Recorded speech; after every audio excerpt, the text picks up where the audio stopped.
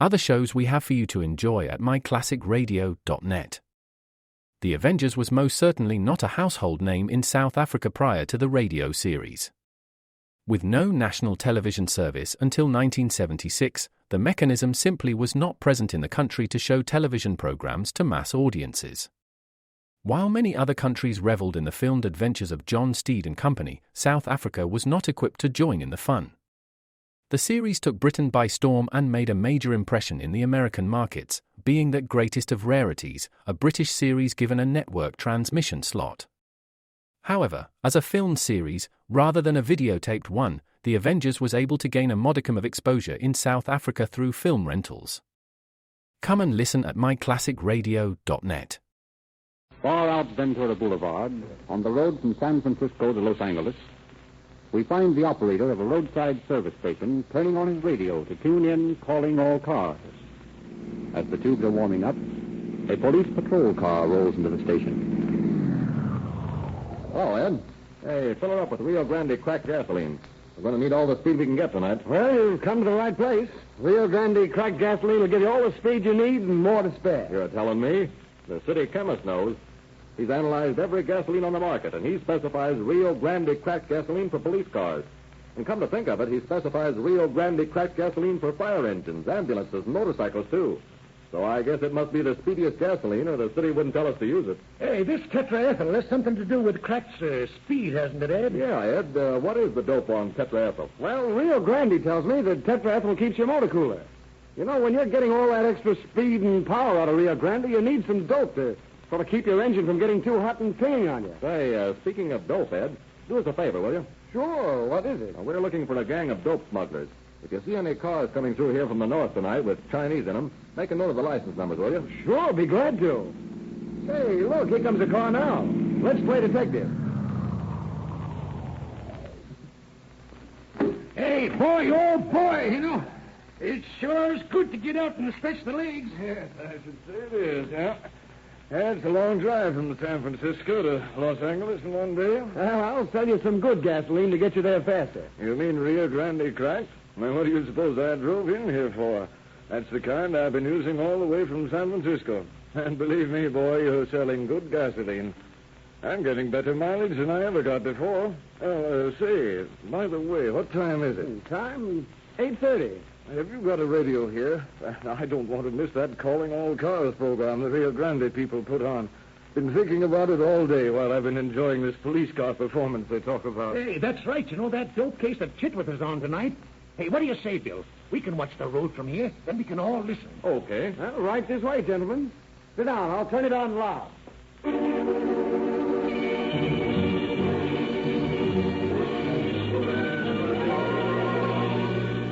Calling all cars, the presentation of the Rio Grande Oil Company.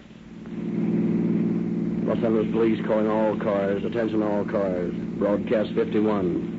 A narcotic ring is operating out of a Chinese restaurant in Hollywood. Watch out for suspect. That's all. Rosenquist.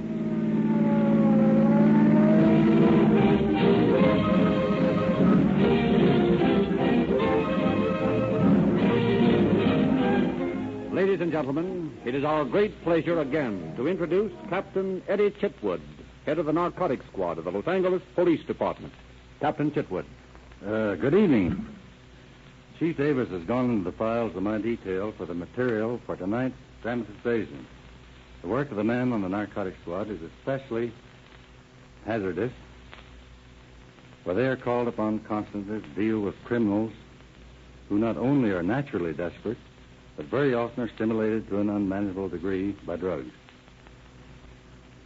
The type of man who stoops so low as to traffic in human misery and grow rich on the weaknesses of others could not be expected to stop at mere murder. An interesting thing about narcotic cases is the possibility of discovering an international ring through a single arrest at a point of sale. The worldwide operation of dope peddlers makes necessary constant cooperation between municipal, state, and federal officers. Such is the case in tonight's story. Our logical operations began the untangling of a web which stretched across the continent and all the way to Europe. But I'm getting ahead of the story. We'll let the actors tell that.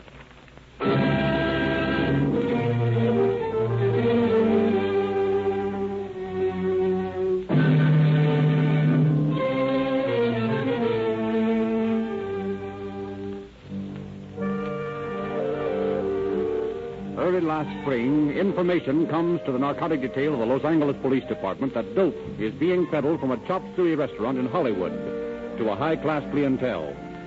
Captain Chitwood places a careful stake on the place. And for weeks, officers inside and outside of the restaurant become acquainted with the movement of the habitués of the resort. As the days go by, the officer's interest centers on a well-known actor, son of a world-famous woman.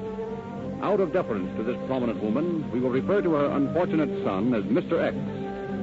The officers permit Mr. X to make a purchase of narcotics from Fong, a Chinese connected with the establishment, and then after the young man has left the place, Chitwood and his men follow him to his home. As he is about to enter the house, Chitwood steps out of the shadows in front of him. I beg your pardon, Mr. X. You're under arrest. Under arrest? What for? Possession of narcotics. But there must be some mistake. Risk him, boys. Well, look here. This is an outrage. Do you realize who I am? Why, I'll have you thrown off the force. Here it is, Captain. In his upper right-hand vest pocket. Good. Now, you'd better quiet down, Mr. X. You see, we're mighty certain of what we're doing before we make an arrest of this sort. All right, come along. Well, what are you going to do to me? Lock you up. But you can't do that. You mustn't do it. It would ruin me.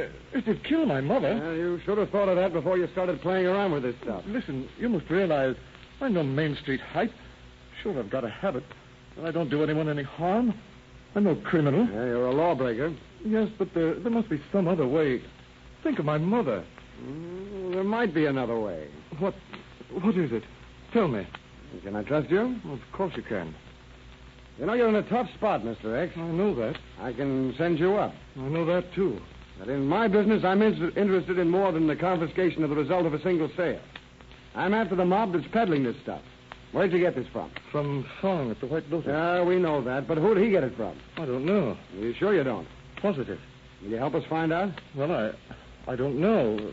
That is... Well, it's our only way out. Now, you arrange with Fong for another purchase. If you play square with us, I promise you we won't press charges against you. Well, you don't give me much choice. Well, you have an alternative. You can go to jail. No, I can't do that. Very well. Be in my office tomorrow morning at 10 o'clock, and I'll have the marked money ready for you. Contact Fong tomorrow afternoon and tell him you want another ounce. We'll do the rest.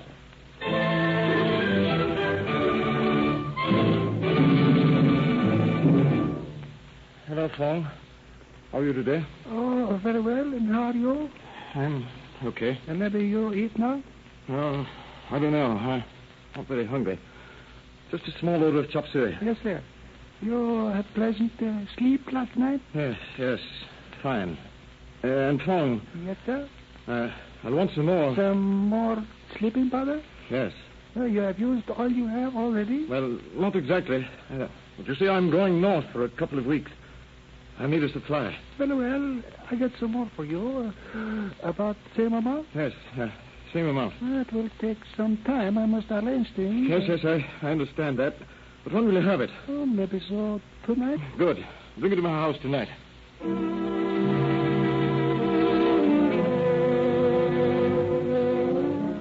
Employing state narcotic officers as well as his own men, Chitwood tails the Chinese from the restaurant to a Hollywood apartment where Fong contacts one Peter Benson. While one pair of officers continues to tail Fong, another follows Benson, who drives out Whittier Boulevard to the home of Max Weber in Belvedere.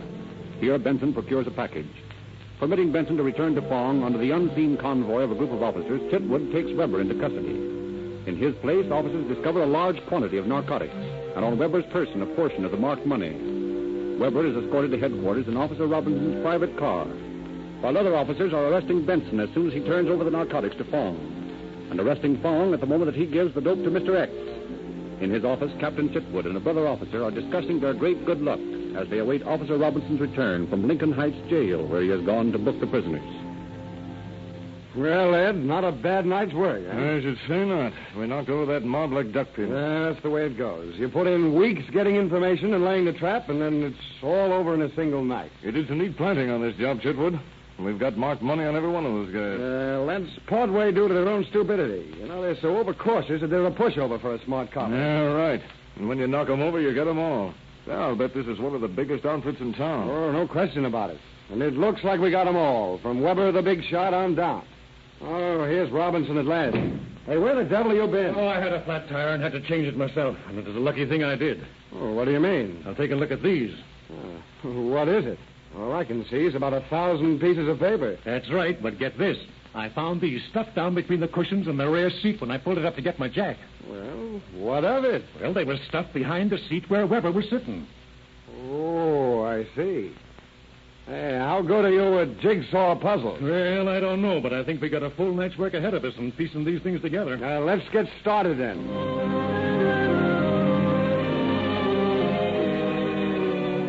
Robinson is right. All night, the officers bend over 1,000 pieces of paper, piecing them together, pasting the bits onto a piece of cardboard. There is no pretty colored design to lead the players in this jigsaw puzzle, only a few scrawled lines of writing. Gray dawn filters through the smoke-filled room, dissipating the electric light's glaring beams before the three officers, their eyes sunken and bloodshot, straighten up from their task. Well, that's finished. Yeah. Let me see now. It looks to me like Salvatore Mancuso, 817 Flatbush Avenue, Brooklyn, yeah? Yeah, that's right. Now the question is, who's he? Well, obviously someone connected with Weber's outfit, or Weber wouldn't be in such a hurry to destroy the address. Yes, or maybe Weber's connected with Mancuso's outfit. What do you mean? We may have stumbled onto something bigger than we thought. Ed, have you looked over that stuff Fong sold Mr. X? Yes, why? Where's it come from? It looks like French manufacture to me. Mm-hmm. That would tally with this address. Did you figure this Mancuso is the big importer? Right. Say, Ed, will you get the blotter with Weber's signature on it? Okay. What are you going to do now? I'm going to turn this over to the Federals. We'll write a note now to Mancuso in Weber's handwriting, introducing a pal of And his. the pal will be a federal man? Right.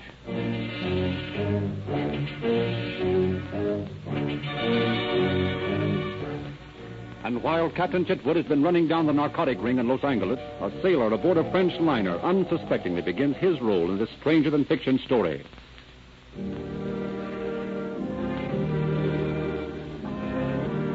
The steamship Champlain is one day out of New York City. The early spring crossing has been uneventful. The fogs of the Newfoundland banks lie behind. And now the vessel skims through a lake-like calm, and the temperature soars as she crosses the Gulf Stream. Tomorrow morning, Ambrose Lightship will be passed, and tomorrow evening, Guillaume Rozan, first-class seaman, will once more stand on Broadway, his broad Breton face agape at the lights, and his unaccustomed ears dinning with the noise, and his heart beating a little faster with loneliness for his pretty little wife back at Le Havre. But this morning, there is no time for thoughts of Marie, for there is work to be done. And already the third officer has seen him daydreaming and is shouting at him. Rodon! Rodon! Allez, au travail! C'est pas de le dire, voir votre tête! Allez! Wait, Matt, wait! That pig of an officer. One can never please him. Tais-toi, mon vieux. One must work. It is the same anywhere. Peut-être. Très bien. Let us get at this ventilator. All right. I'll need that can of pain.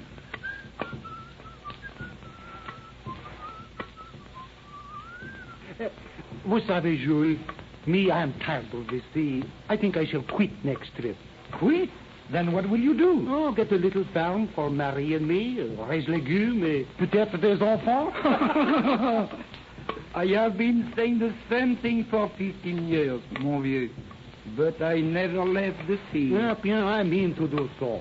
I want to... Mais alors, regarde. Look at this. Qu'est-ce que c'est? Un package near the ventilator. Now, what could that be? Je ne sais pas. It smells funny. Better turn it to the third officer. And have him blame me for it? Vous savez, if the compass did not work, I believe that that one would blame me for moving the North Star. Well, what are you going to do with this? Just this. Rosen, you should not have done that. You should not have thrown it overboard. Why not? It might have contained something valuable. Maybe diamonds. Diamonds? Do people leave diamonds in the ventilators?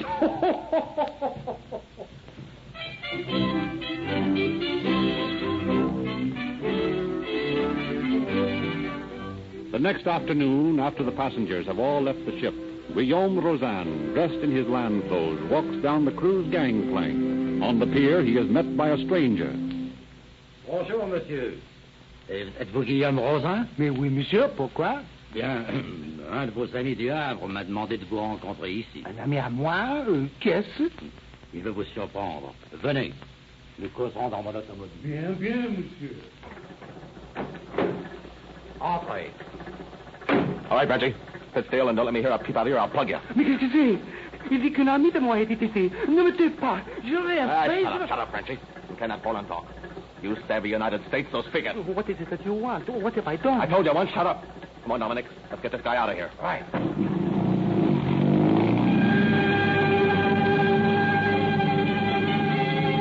The astonished and frightened sailor is whisked through New York streets to a flat in Brooklyn. His hands bound behind his back, he is hurled into a chair and questioned by his swarthy captors. You was working on the hurricane deck of the Champlain yesterday, wasn't you? Oui, monsieur. Yes, sir. You was painting ventilators, wasn't you? Yes, sir. Did you find anything in one of them ventilators? No. Hold his hand open, Dominic. Good. Now hand me that cigarette. There. Oh! I can't stand getting the heat, eh, Frenchy? All right, then, come clean. Did you find anything in them ventilators? Mais oui. Yes. A package. It was disinfectant, I think. Disinfectant, huh? Yeah, that's right. That's what it was. What'd you do with it? I threw it overboard. You what? Are you dirty? Now, wait a minute, Blackie. We can't know anything. You bought him up? Maybe he's lying. Well, all right. Was it yours, monsieur, this little package? Yes, it was ours. It was no disinfectant. It was morphine. 40,000 francs worth. 40,000 francs. Now we want the truth from you. What did you do with it? If you want to live, you'd better tell what you did with that package. Monsieur, I was lying before. I sold it. You sold it? How much you get for it? Over $3,000. That'd be about right. Where's the money? I have it not, sir. Now, listen, Frenchy, I'm losing patience with you. How would you like this cigarette in one of your eyes? No, do not do that, Well, please. then talk and talk fast.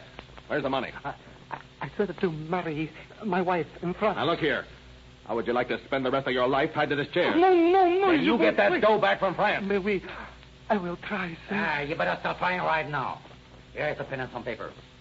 I'm going to unfasten your hand. You write a letter to your wife telling her to send that money back to you right away. Don't tell her you've been here or anything else, huh? Just tell her to send back the dough. Oui, but... Or they'll find your corpse riding out past Staten Island some night.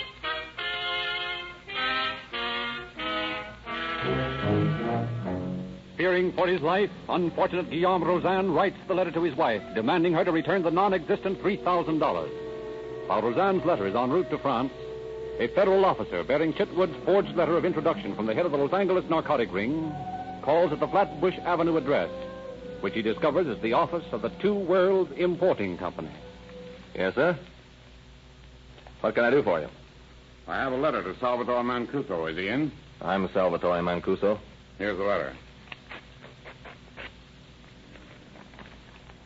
Oh. So you're a friend of Max Weber, huh? Right. Come into the office here where we won't be disturbed. Sit down. Tell me, how is Maxie? Oh, he's fine. Doing lots of business out on the coast. Yeah, Mac's a good boy. He tells me in this letter that you want to take over the territory. That's right. My home's up in Scranton. I want to handle your stuff through that district. Well, you ought to do some good business among those coal miners. That's what I figure. How soon do you want to get started? Just as soon as I can. How much merchandise are you prepared to sell me? Any amount. Hey, you don't fool, do you? Where do you keep it, here? No, this office is just a blind. The stuff's over at the apartment. Well, I'd like to begin easy, say about $5,000, huh? Okay. When can I get it? Right now, if you want. No, I got some people I want to see today, but I want to get the 8:45 for Scranton tonight. Suppose I pick it up just before I get the train, say a little past 7. All right. Where do I get it? 62 Kingsland Avenue. 62 Kingsland Avenue. I'll be there with bells on. Shortly after 7 o'clock, the federal agent appears at the flat on Kingsland Avenue. Oh, good evening. All set to get your train? Just about. You got the stuff? Yeah. You got the money? Right here. $5,000 even. Count it. It looks right to me. Here's your package. Thanks. Now you can stick up your hand. Dominic, it's a raid. Shut up and reach for the ceiling. The boys at the back will take care of Dominic. Now, look here. Ah, hold it. Save your breath. We got you with all the evidence we need, and you know it. If it's any encouragement to you, your friend Max Weber was pinched in Los Angeles 10 days ago.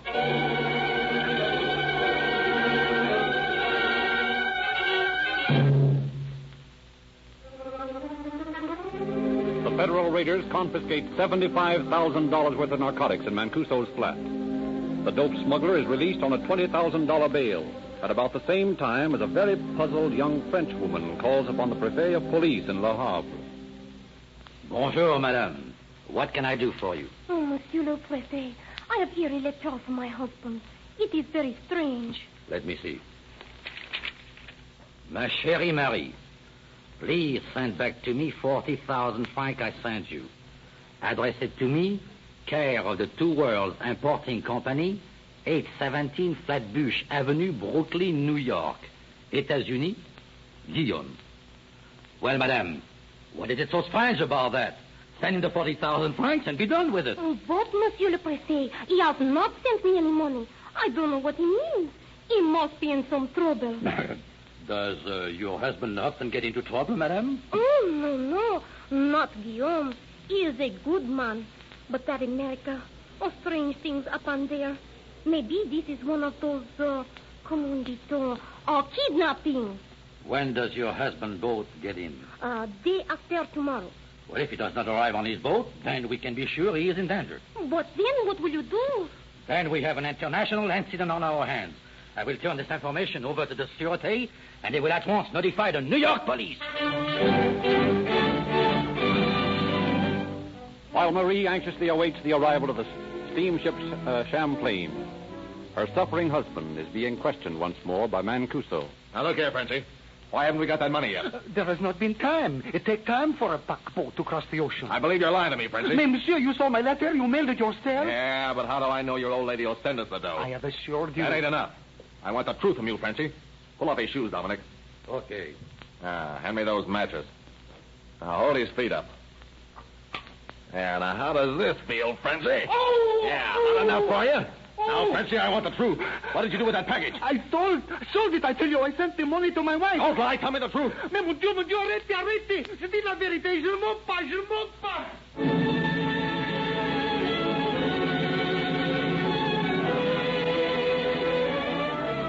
And no amount of torture can sway Roseanne from his story, for he is convinced that his captors will surely murder him if they discover the real truth. A few days later, quite by accident, the federal officer who had arrested Mancuso drops into the office of the inspector of the missing persons detail, just as the inspector is having a laugh.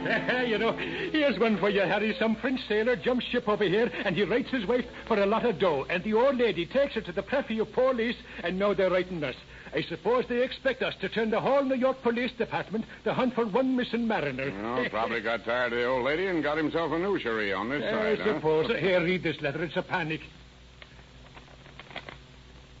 Say, Tim, this looks like something to me. Yeah, how come? Well, this guy, Roseanne, asked his wife to send the money to the Two Worlds Importing Company on Flatbush Avenue. What of that? Plenty. That's the blind that Mancuso used for his narcotic operations. You know, this letter might be a ransom note. That don't look like any ransom note I ever saw. No, but I got a hunch it is. And if it is, I've got Mr. Mancuso right where I want him. If I can pin kidnapping on him, I'll put that baby away for life.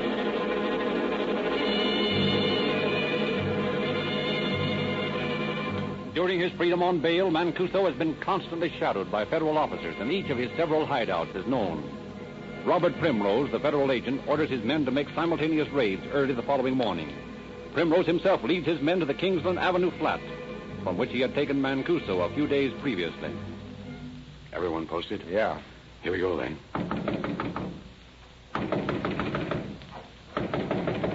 Who's there? Officer Primrose, I want to talk to you. I'll come around tomorrow. I've gone to bed. You want me to break this door in? Hey, can a guy get his rest? All right, boys, let's break it down.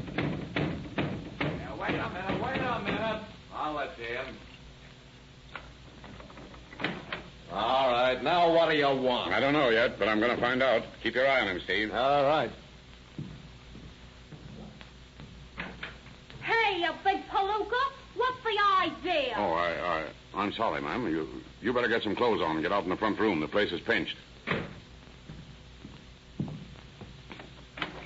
Oh, there you are. Oui, monsieur. Here I am. But who are you? I'm a federal officer. You're Roseanne, I suppose. A federal officer. Oh, then I'm free. Free. But how did you ever find me? Your wife took your letter to the police, and they notified us. Ma chère Marie, ma petite, mon ange. I knew she would do it. I knew she would. Now, wait a minute. Don't get excited. I've got to cut these ropes for you. Merci bien. Merci.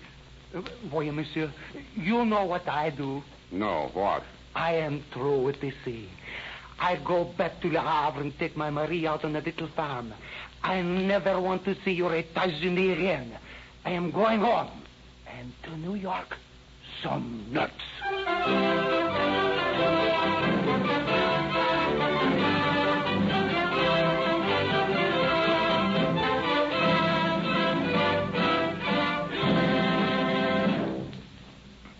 Weber, Benson, and Fong, the Los Angeles members of the International Narcotic Ring, were all sentenced to Leavenworth for terms prescribed by law.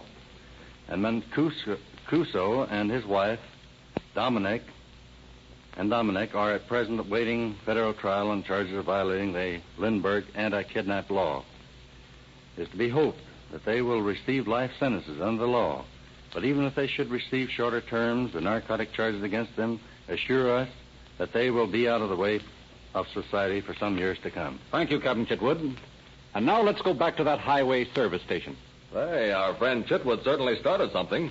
I guess we better get back on the job, Jim, and make heroes out of ourselves, too. Okay, Bill. Well, so long, Jim. So long. So long, boys. Look at him pick up speed. So those police cars really do use Rio Grande cracked gasoline, eh?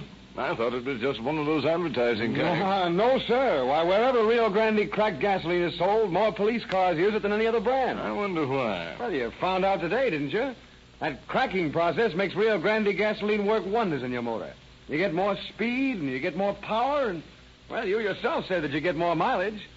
For example, you remember how that dope peddler on the program we just heard tore a piece of paper into 1,000 bits? Yes. Well, that's what Rio Grande's cracking process does. It tears the crude oil apart and tears every drop to pieces.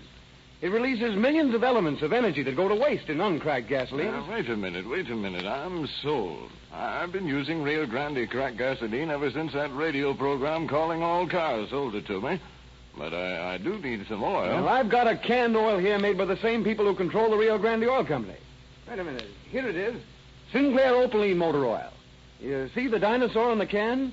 You've seen Sinclair's advertising about the dinosaurs who lived 80 million years ago when this oil was first beginning to mellow. Well, any oil that's 80 million years old costs too much. Give me a 25-cent oil. Now, this is it. Sinclair Opaline. Only 25 cents a can for a quart can. Now, you can't beat that. No fooling. Well, then give me a can of Sinclair oil. That's a good buy. Guess I'll get all my oil as well as my gas at Rio Grande stations from now on.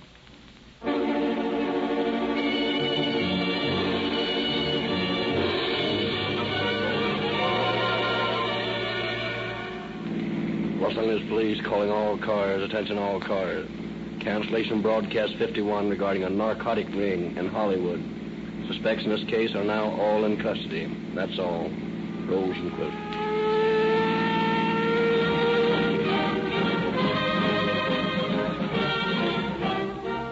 Calling All Cars is written and produced by William N. Robeson. This is Frederick Lindsley speaking for the Rio Grande Oil Company.